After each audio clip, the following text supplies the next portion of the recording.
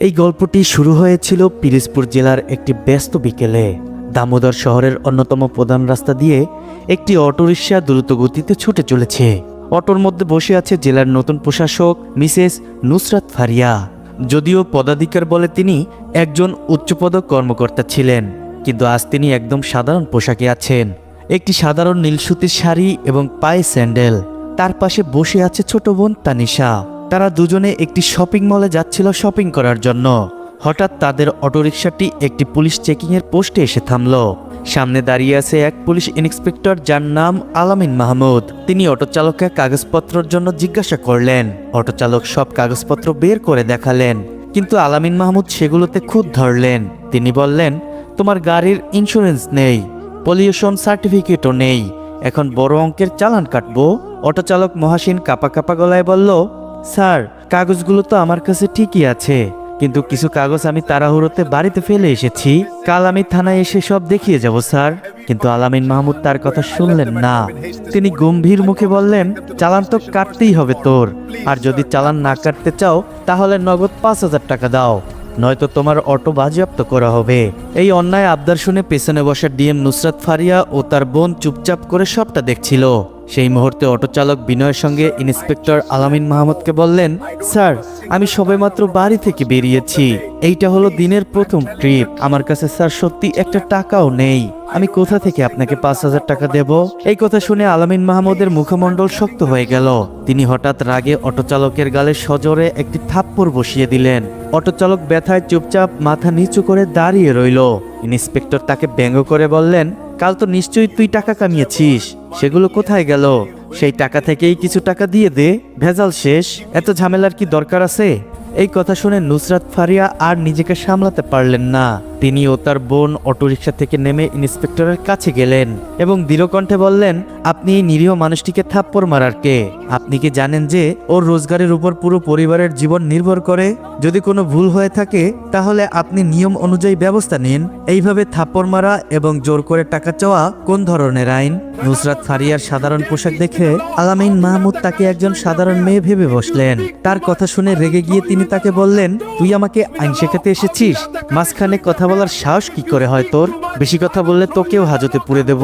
নুসরাত ফারিয়া শান্তভাবে জবাব দিলেন, একজন পুলিশ অফিসার হয়ে আপনি মানুষকে ঠকাচ্ছেন, গরিব মানুষের থেকে জোর করে ঘুষ নিচ্ছেন। এটা শুধু অন্যায় নয়, আইনের বিরুদ্ধে।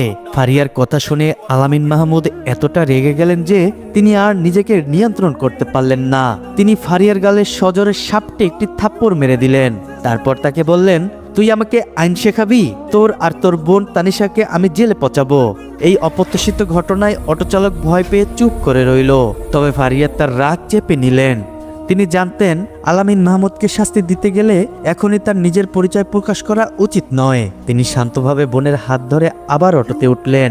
আলামিনের উদ্ধত আচরণ তাকে আরো দৃঢ় প্রতিজ্ঞ করল।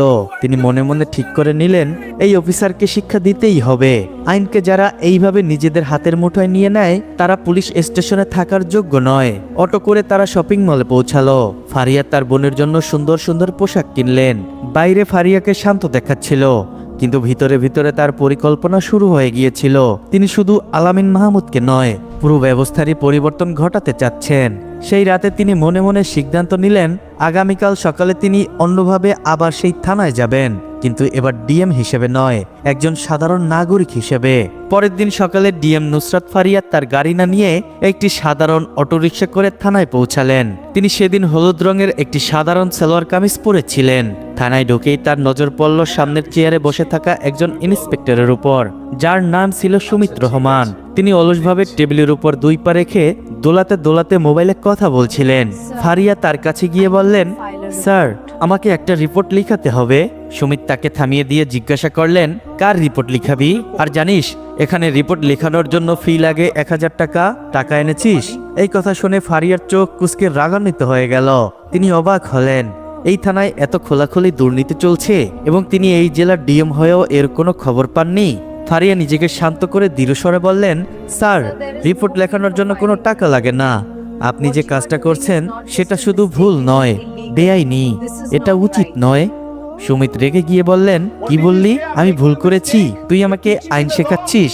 বেশি বকবক করলে এখনই ভিতরে পুড়িয়ে দেব। ফারিয়া বুঝতে পারলেন যে ইন্সপেক্টরও ঠিক আলামিনের মতোই। তিনি শান্ত থেকে জিজ্ঞাসা করলেন, স্যার আপনার থানার সাব ইন্সপেক্টর আলামিন মাহমুদ কোথায়? সুমিত রেগে উঠলেন, বললেন, কেন, তোর তার সঙ্গে কি কাজ? এখানে আর কথা বাড়াস না, যা নিজে গিয়ে তার সঙ্গে কথা বল। ফারিয়া আবার বললেন, স্যার আমার রিপোর্ট লিখুন, নয়তো আমি আপনার বিরুদ্ধে ব্যবস্থা নেব। আপনি জানেন না আমি কে? সুমিতের মুখে একটা ব্যঙ্গের হাসি ফুটে উঠল। তিনি জোরে হেসে বললেন, তুই আমাকে ভয় দেখাচ্ছিস? তোকে দেখে তো মনে হচ্ছে তুই কোনো ভিখারি, নয়তো কোনো বাড়ির চাকরানি। এখানে টাকা ছাড়া কোনো রিপোর্ট লেখা হবে না। এখনই এখান থেকে বেরিয়ে যা, নয়তো ঘাড় ধাক্কা দিয়ে বের করে দেব। ফারিয়া নিজেকে শান্ত রাখলেন। তিনি বুঝতে পারলেন যে এরা সবাই একই পথের পথিক। তিনি থানা থেকে বেরিয়ে আসলেন। তারপর তিনি একটু ভাবলেন, তারপর নিজের মোবাইল বের করে ঊর্ধ্বতন কর্মকর্তা অর্থাৎ জেলার আইপিএস এবং অন্যান্য উচ্চপদস্থ কর্মকর্তাদের ফোন করলেন। বললেন, স্যার আমি এই মুহূর্তে থানায় আছি, আপনারা গাড়ি নিয়ে তাড়াতাড়ি আসুন। এইটুকু বলে তিনি আবার থানার ভেতরে গেলেন। সুমিত তাকে দেখে গজরে উঠলেন, আবার এসেছিস? তোকে এখনই জেলে ঢুকিয়ে দেব। ফারিয়া বললেন, স্যার আমাকে শুধু রিপোর্ট লেখাতে হবে। আপনি যদি সাধারণ মানুষের সঙ্গে এমন ব্যবহার করেন তাহলে তারা কার কাছে ন্যায় আশা করবে? সুমিত এবার 500 টাকা দিতে বললেন। ফারিয়া মুচকি এসে বললেন, স্যার আপনি ঘুষ চাইছেন কেন? আইনে কোথাও লেখা নেই যে রিপোর্ট লেখানোর জন্য টাকা লাগবে। আপনি খোলাখুলি আইন ভাঙছেন। এই কথা শুনে সুমিত দিশেহারা হয়ে গেল। তিনি দুজন পুলিশকে ডেকে নির্দেশ দিলেন, এই মেয়েকে বাইরে নিয়ে যা। 2 পুলিশ ফারিয়ার দিকে এগিয়ে যাচ্ছিল। ঠিক এমন সময় থানার গেটে একটা গম্ভীর কণ্ঠস্বর শোনা গেল, থামো। সবাই দরজার দিকে তাকালো। সেখানে দাঁড়িয়ে ছিলেন জেলার আইপিএস সাহেব রহমান চৌধুরী এবং অন্যান্য উচ্চপদস্থ কর্মকর্তারা। তারা ফারিয়ার জন্য এখানে এসেছেন। তাদের দেখে সবাই অবাক হয়ে গেল। একজন অফিসার রাগে সুমিতকে বললেন, বেয়াদব ইন্সপেক্টর, এটা কি করছিস তুই? তোর এক্ষুনি এই মুহূর্তে চাকরি চলে যাবে এবং তোর বাকি জীবনটা জেলেই কাটবে। সুমিতের হাত পা কাঁপতে শুরু করলো। তিনি তোতলাতে তোতলাতে বললেন, স্যার। ফারিয়া সামনে এসে দৃঢ় কণ্ঠে বললেন, চুপ করুন সুমিত, আমি এই জেলার ডিএম এবং আমি নিজের চোখে দেখেছি এখানে সাধারণ মানুষের সঙ্গে কেমন ব্যবহার করা হয়। তোমার মতো দুর্নীতিগ্রস্ত কর্মকর্তাদের জায়গা জেলে। সেই সময় থানার পরিবেশ মুহূর্তের মধ্যে বদলে গেল। যারা ফারিয়াকে ধরতে গিয়েছিল তারা ভয়ে তৎক্ষণাৎ পিছিয়ে গেল। আইপিএস রহমান চৌধুরী টেবিলে চাপড়ে বললেন, কনস্টেবল এক্ষুনি ইন্সপেক্টর সুমিত এবং আলামিন মাহমুদকে গ্রেপ্তার করো। এক মুহূর্ত দেরি যেন না হয়, এক্ষুনি। আইপিএস এর নির্দেশের সঙ্গে সঙ্গেই কনস্টেবলরা এগিয়ে গিয়ে সুমিত ও আলামিন মাহমুদের হাতে হাত করা পরিয়ে দিল। সুমিত এবার কাঁপতে কাঁপতে ফারিয়ার সামনে হাত জোর করে কাঁদতে লাগলেন, ম্যাডাম আমার ভুল হয়ে গেছে, আমার চাকরি চলে যাবে, আমাকে আরেকটা সুযোগ দিন। কিন্তু ফারিয়ার চোখে কোনো দয়া ছিল না। তিনি কঠিন স্বরে বললেন, ভুল একবার হয়, কিন্তু তোমার এটা ভুল নয়, এটা হলো তোমার একটা বদ অভ্যাস, আর অপরাধের শাস্তি তোমাকে পেতেই হবে। মুহূর্তের মধ্যে তাদের বুকের ভেতর কেঁপে উঠল আতঙ্কে। এতদিন যে থানার ঘরে তারা দাপট দেখিয়েছে সেই ঘরেই আজ তাদের মাথায় হেট হয়ে গেল। থানার প্রতিটি কর্মী নিঃশব্দে তাকিয়ে রইল এই দৃশ্যের দিকে। বাইরে তখন বেশ কিছু সংখ্যক মানুষ আর সাংবাদিকের ভিড় জমে গিয়েছে। তারা সেই সময় সবাই অবাক হয়ে গেল, কারণ কেউ ভাবতেও পারেনি জেলার ডিএম নিজে এখানে উপস্থিত আছেন। মুহূর্তের মধ্যেই চারদিক খবর ছড়িয়ে পড়ল।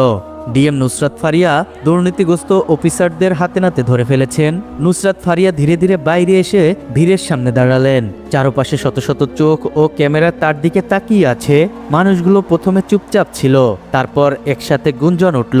ফারিয়ার ঠোঁটে একটুখানি হাসি ফুটে উঠল। তিনি গলা উঁচু করে বললেন, আপনারা সবাই শুনুন, আজকের এই ঘটনা শুধু 2 জন দুর্নীতিগ্রস্ত পুলিশ অফিসারের বিচার নয়, বরং আপনাদের প্রত্যেকের জন্য একটি বার্তা।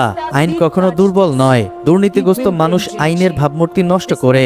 আমি চাই আর আপনারা ভয় পাবেন না, থানায় আসতে কারো বুক ধরফর করবে না। আপনাদের অধিকার আছে ন্যায় বিচার চাওয়ার, আর সেটাই আপনারা পাবেন।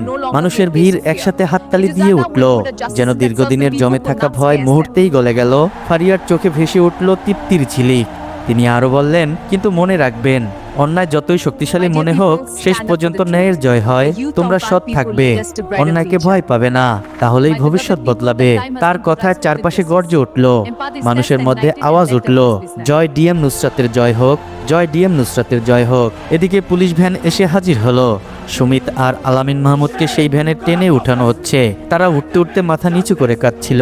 আইপিএস রহমান চৌধুরী ভিড় সামনে গম্ভীর কণ্ঠে বললেন, আপনাদের ডিএম সাহেব এই সাহসী পদক্ষেপ না নিলে আমরা কেউ আজ এভাবে সত্যটা জানতে পারতাম না। এখন থেকে এই থানায় যা কিছু হবে সবকিছু নিয়ম মেনে হবে। সূর্য তখন পশ্চিম আকাশে হেলে পড়েছে, লাল আভা চারদিকে আলোকিত করে তুলেছে।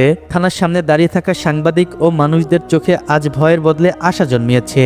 তো বন্ধুরা, এই ছিল আমাদের আজকের ভিডিও। আশা করছি আজকের ভিডিওটি আপনাদের কাছে অনেক ভালো লেগেছে। ভালো লাগলে অবশ্যই কমেন্টে আপনার মতামত জানাবেন। আর এখনো আমাদের চ্যানেলটি যদি সাবস্ক্রাইব না করেন তাহলে এখনই আমাদের চ্যানেলটি সাবস্ক্রাইব করে পাশে থাকবেন। ধন্যবাদ।